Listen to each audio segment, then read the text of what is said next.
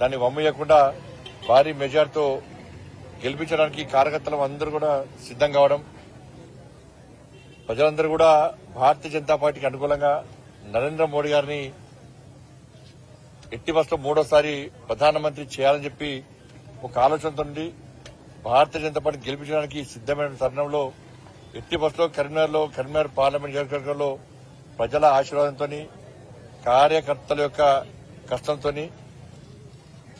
ఎట్టి బస్సులో భారతీయ జనతా పార్టీ అభ్యర్థిగా పోటీ చేస్తున్న నేను గెలుస్తానని చెప్పి ఆ నమ్మకాన్ని విశ్వాసాన్ని ప్రకటిస్తా ఉన్నాను. ఎందుకంటే ఈరోజు ప్రజాహిత ప్రారంభించడం దాదాపు 3 అసెంబ్లీ నియోజకవర్గాలు పూర్తయినాయి. వేములవాడ, సిరిసిల్ల 4 అసెంబ్లీ నియోజకవర్గాలు పూర్తవుతున్నాయి. హుజాబాద్ కూడా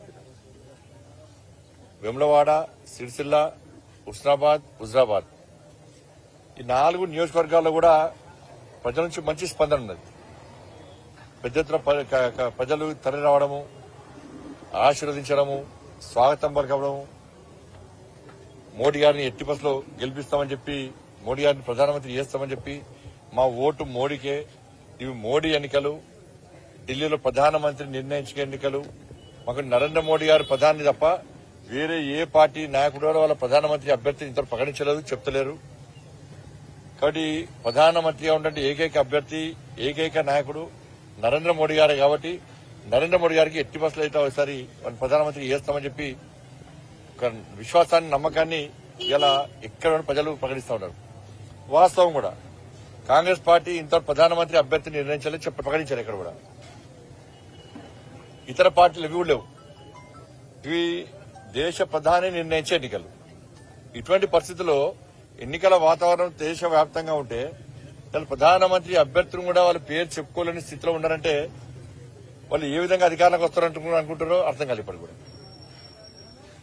మరి ప్రధానమంత్రిగా నరేంద్ర మోడీ గారు లేని దేశాన్ని ఈ దేశ ప్రజలు ఊహించుకోలేని స్థితిలో ఉన్నారు.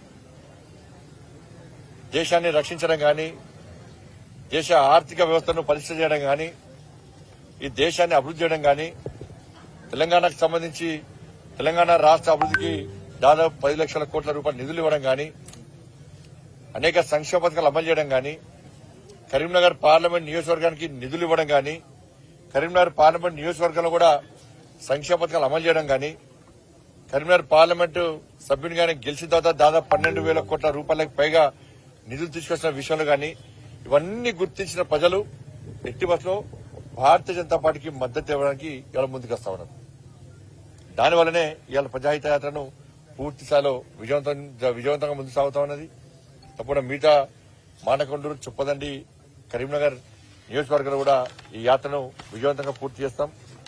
హుజాబాద్ అసెంబ్లీకి సంబంధించి కేవలం 7 సంక్షేమ పథకాలకే ఇన్ని నిధులు మేము. ఉపాధి కూలీలకు సంబంధించి గ్రామీణ ఉపాధి హామీ కూలీకి సంబంధించి 103 కోట్ల 63 లక్షల రూపాయలు ఇచ్చినాం. మెటీరియల్ కంపోనెంట్ కోసము 80 కోట్ల 7 లక్షల రూపాయలు ఇచ్చినాం.